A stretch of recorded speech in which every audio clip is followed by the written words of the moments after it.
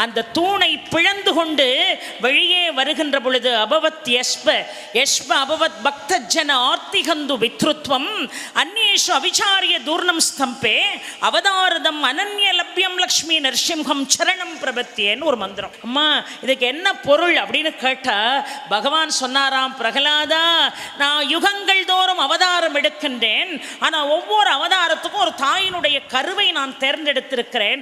இப்பொழுது பிரகலாதா என்னை நரசிம்மா என்று நீ அழைக்கிறாயே, இப்பொழுதும் உன்னை ஆட்கொள்வதற்கு உன் துன்பத்தை நீக்குவதற்கு நான் ஒரு தாயினுடைய கருவறையை தேர்ந்தெடுக்க வேண்டும் என்று சொன்னால் நீ 10 மாதங்கள் அல்லவா துன்பத்தை தாங்கிக் கொண்டு காத்திருக்க வேண்டும்.